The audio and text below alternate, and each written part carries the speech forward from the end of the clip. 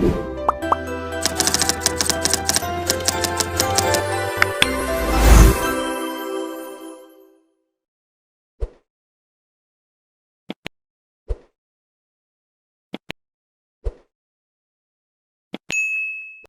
Suara Tapian, kami beruntung berjumpa dengan Bapak Robert Sitorus. Beliau pernah menjadi Ketua GMKI, Gerakan Mahasiswa Kristen Indonesia di Sumut tahun 1981 sampai 1983. Banyak tokoh-tokoh yang lahir dari pergerakan mahasiswa ini. Sebutlah almarhum Profesor Dr. Mukhtar Pakpahan, bahkan ada Menteri Dr. Yasona Hamonangan Lauli, banyak yang saya sebut. Satu yang saya kenal termasuk Togarma Naibaho Seniman, yang akhir-akhir ini dia ingin menerbitkan buku. Kita ingin berbincang pengalaman-pengalaman para senior ini ber-GMKI di Kota Medan di Sumatera Utara. Horas Bang Robert. Horas Bang. Terima kasih. Ini saya ingin menggali pengalaman-pengalaman para senior ketika ber-GMKI. Apa yang bisa kita dengar dari pengalaman Abang di waktu mahasiswa di Medan itu? Ya, memang GMKI masa kita sudah lama sekali ya. 80-an, sekarang sudah 40-an tahun lalu. Ya, tentu situasinya sudah berbeda. Ya, masa GMKI memang lahir untuk mempersiapkan kader-kader penggerak dan pemimpin bagi tugas-tugas di tengah-tengah masyarakat, perguruan tinggi, dan gereja. Jadi seluruh aktivitas dan kegiatan kita itu dilakukan dalam memperlengkapi para mahasiswa menjadi pemimpin di tengah-tengah masyarakat, gereja, dan perguruan tinggi.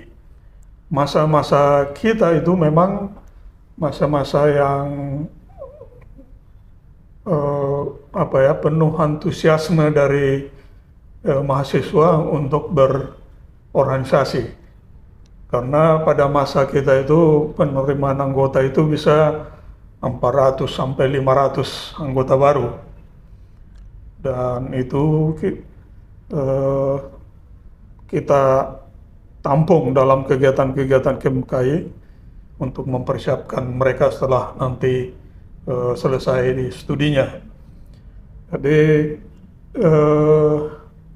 memang di GMKI itu banyak pilihan-pilihan yang diambil oleh mahasiswa itu. Ada yang lebih tertarik dan aktif menggumuli aspek-aspek politik kemasyarakatan, tentu dilengkapi dengan bagaimana kader itu juga unggul di bidang studinya, artinya menguasai ilmu yang digelutinya. Jadi kegiatan-kegiatan kita itu ada yang memperlengkapi aspek-aspek politik dan sosial kemasyarakatan, ada bidang pendalaman Alkitab, ada juga yang menggeluti dan harus memang adalah menguasai ilmu yang dia pelajari, supaya dia bisa sukses dan menonjol di bidang studinya. Nah, suasana-suasana itulah yang sebetulnya ada di dalam kehidupan GMKI. Kita bersyukur bahwa banyak kader-kader juga yang pada akhirnya setelah selesai dari GMKI bisa berkiprah dengan baik di berbagai bidang seperti yang tadi disebutkan oleh Bung mengenai tokoh-tokoh tadi yang berasal dari sana seperti Mukhtar Pakpahan, Togarma Naibaho, dan Bung Lauli. Togarma ini memang lebih menggeluti bidang seni yang saya tahu dulu. Ya, dia tinggal di sekretariat GMKI. Dia setiap pagi belajar mengenai berlatih saksofon, tetapi juga dia lebih banyak aktif juga di bidang kerohanian. Jadi banyak kegiatan-kegiatan penelahan Alkitab yang diikutinya.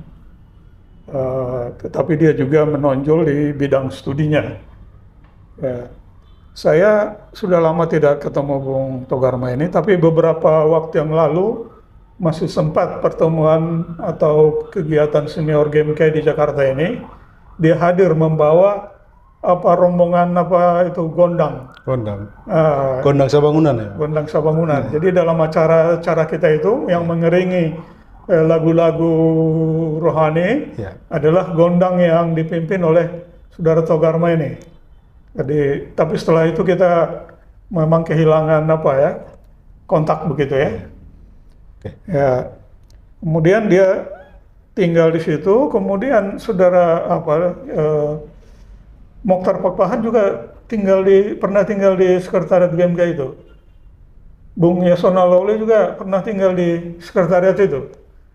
Jadi di samping suasana serius yang tadi kita diskusikan mengisi diri sebagai kader GMKI, tapi juga hubungan-hubungan sebagai anak muda juga terbangun di sekretariat GMKI itu ya. Jadi seperti Mokhtar dapat istrinya dari kader GMKI di sana begitu kan. Jadi itu semuanya memperlengkapi para teman-teman ini ketika berkiprah di dunia nyata di tengah-tengah masyarakat. Saya dengar Bang Robert, banyak pengalaman dari para senior ini ketika aktif jadi aktivis mahasiswa di GMK itu justru banyak yang misalnya tidak dapat kebutuhan pangan karena mungkin kesulitan. Bisa nggak cerita? Karena saya dengar juga sampai ya karena tidak bisa memenuhi membeli makan, harus makan gorengan aja begitu. Jadi memang yang masuk GMK itu banyak juga yang mahasiswa yang berasal dari daerah, dari kampung-kampung di Sumut sana. Ya, jadi dan itulah yang sebagian sebetulnya yang tinggal di sekretariat GMKI. Ya, jadi bisalah kita bayangkan para mahasiswa yang ke Kota Medan dengan biaya pas-pasan. Ya, jadi kadang-kadang ya tidak mendapat fasilitas makan dan minum yang cukup gitu kan. Jadi saya masih ingat langganan kita itu biasanya Indomie begitu ya. Indomie atau di sebelah itu dulu ada kantin. Saya masih ingat itu teknik kawan-kawan itu yang terbatas terbatas keuangannya. Pesan itu air putih panas. Pesan air putih panas sama ada dulu roti bolu. Nah, jadi roti bolu inilah dimasukkan ke air putih panas ini, dikocok menjadi teh manis, sudah sekalian sarapan roti di situ kan. Jadi memang hidup di sekretariat GMK itu ya memang begitu.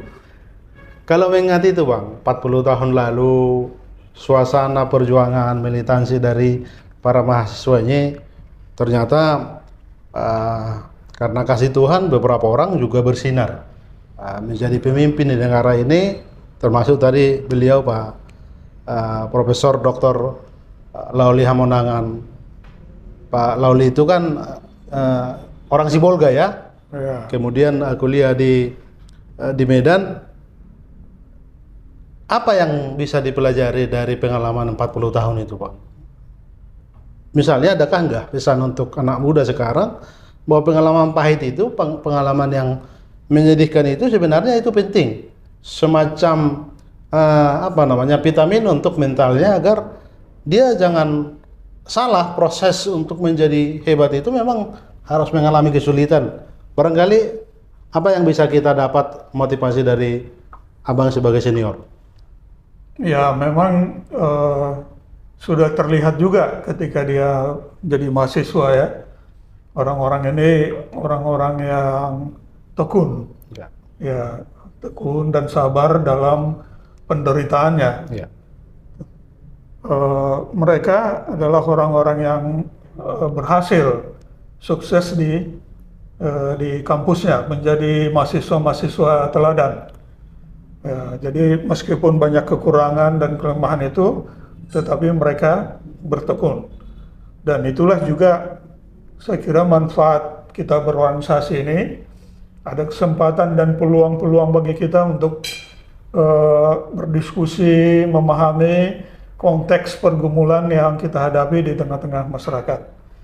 Dan itu juga pengalaman-pengalaman keterbatasan-keterbatasan itu membuat kita menjadi lebih tangguh, ya, lebih tangguh untuk menghadapi berbagai situasi sulit yang kita hadapi. Dan itu saya kira juga menjadi modal untuk kita berhasil di kemudian hari.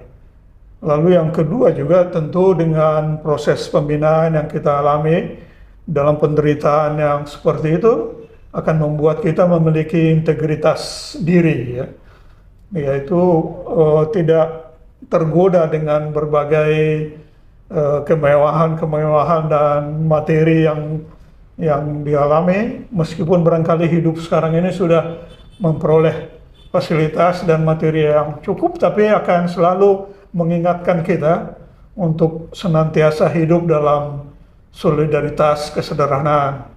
Ya, bagaimana membantu yang satu dengan yang lain. Karena dulu siapa yang sudah baru dapat kiriman dari kampung, biasanya itu tidak sendiri. Berbagi tapi itu diajak makan rame-rame begitu ya, bisa makan nasi goreng yang lebih berkualitas begitu kan. Itu juga membangun solidaritas meskipun sekarang ini mereka sudah memiliki posisi dan berhasil dalam kehidupannya begitu.